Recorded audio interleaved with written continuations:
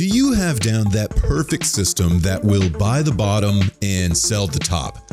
You look back historically and you see that your system is incredibly profitable, but you're not winning. As a matter of fact, you're down, and you're down bad. Trading in these markets can be both thrilling and profitable, but it can also be risky and emotionally challenging. In this video, we'll explore some key aspects of trading psychology that can help you to become a successful trader in the crypto and NFT space. What's up, everybody? I am the voice of DeFi, and I love to look into the mental side of trading crypto or NFTs. We may all have an amazing system that has a real edge over the markets, but if we don't have our mental game down, then it just won't matter. Which one of these aspects of mental trading are you guilty of? The first and foremost aspect of trading psychology is the role of emotions. Our emotions play a significant role in our decision-making process, and trading is no exception.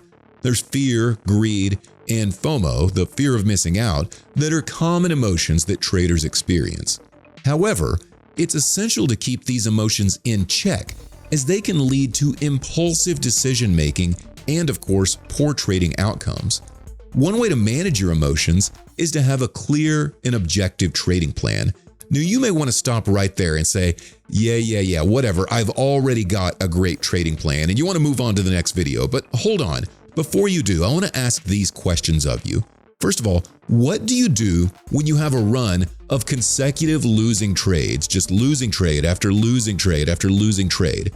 And then my second question is, what do you do when you get on a big winning streak and it seems like you just can't lose? Do you have a trading system at that point? Or do you get fearful with those losing trades or get even greedy when you get on that winning streak? A trading plan can help you stay focused on your goals and avoid making rash decisions based on your emotions. A trading plan can include, of course, entry and exit points, stop loss orders, profit-taking targets. But in crypto or NFTs, this is especially important since, of course, the market never closes.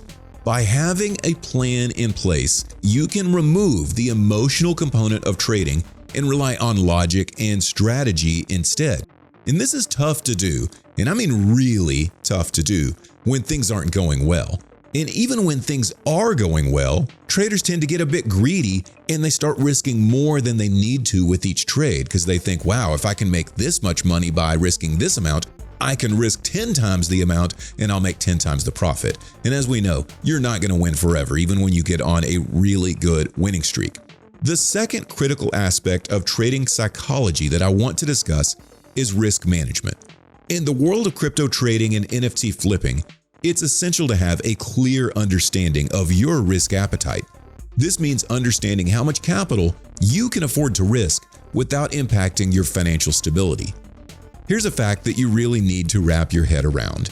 Some of your trades are going to be losers.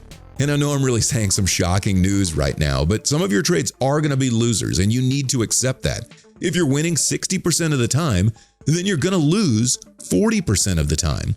Successful traders always have a well-defined risk management strategy in place to limit their losses when they do lose. So that's why this is a critical aspect of trading psychology, is that risk management. One way to manage risk is to diversify your portfolio. By investing in different coins or tokens, you can spread your risk and reduce the impact of any of those losses. Now, I do want to say this can be somewhat difficult in crypto, as many coins will just follow the rhythm of Bitcoin. So be aware of your diversification in that you aren't just trading a similar chart but with a different coin. Some people trade both crypto as well as NFTs like myself, and if you do that, then that is one way of diversifying. Another way to manage risk is to use stop loss orders. A stop loss order is a tool that automatically sells a coin or a token when it reaches a certain price. This can help you limit your losses and avoid getting stuck in a losing position.